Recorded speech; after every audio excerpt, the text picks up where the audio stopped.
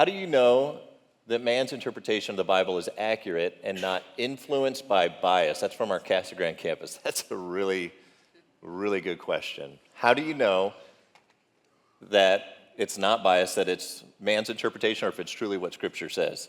Do you want to start this one, and then I'll jump in, or do you want me to start? I have my out-of-the-gate thoughts on it. Yeah, sure, I do too. I'll start with it, Okay. and then you can keep me from getting canceled and Okay, I'll do my best.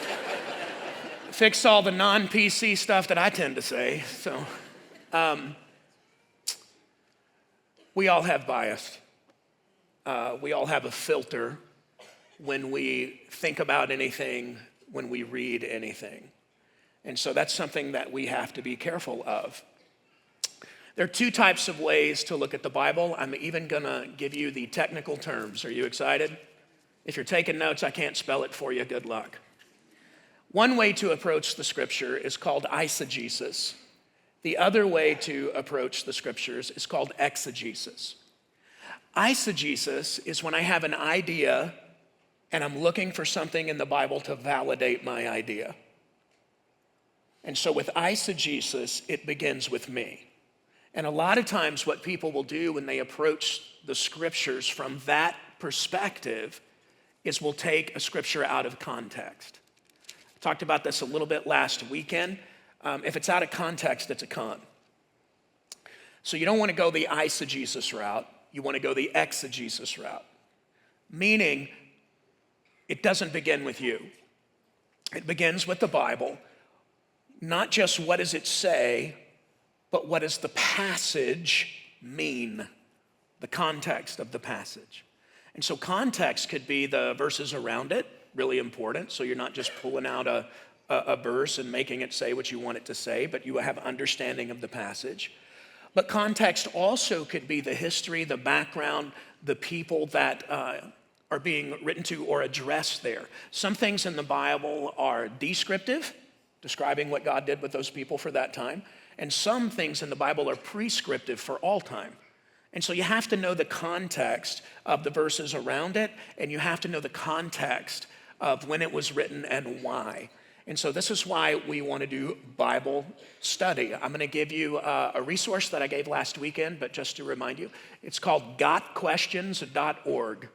That's out of Dallas Seminary. Gotquestions.org is a website. And you can put questions in there, and it'll give you the Bible verses that address your question, and then it'll also give you some good commentary.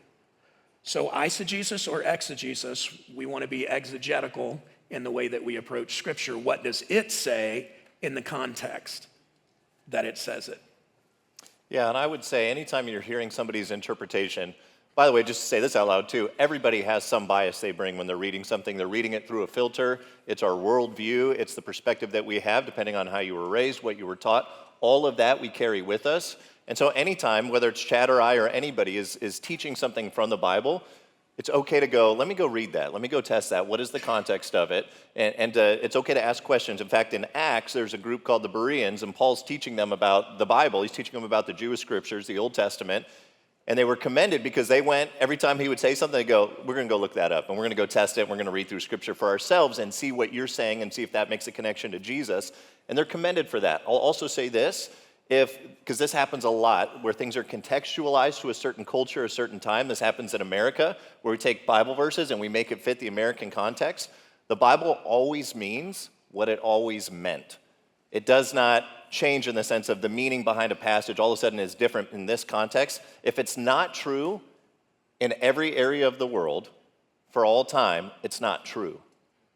If something only applies to a specific context, that's not how the Bible is written. The Bible is God's gift to mankind, for humanity. And also, if it's not true for orphans in the Middle East, it's not true. And so don't take passages of Scripture, run it through an American filter. We want to take it and go, okay, what does this actually mean for all people for all time? And that's one way to kind of get away from that bias. It's a good question. Yeah, that was a really good answer. 2 Timothy 3:16 says all Scripture is God-breathed and is useful for training, rebuking, correcting. I think I'm getting the words out of order. I'm paraphrasing here, but it's good for growing us up in righteousness. Mm-hmm. So that was a great question. I have it here, useful for teaching, rebuking, correcting, and training in righteousness, so the servant of God may be thoroughly equipped for every good work. So we have what we need to do the work that God has for us in Scripture. Yeah, that's good. I was going to look that up, and then I looked over and saw you looked it up, but then you didn't read it. I didn't read it, I know. I just felt confident having it open next to me. I guess I should have shared that. It was yeah. good.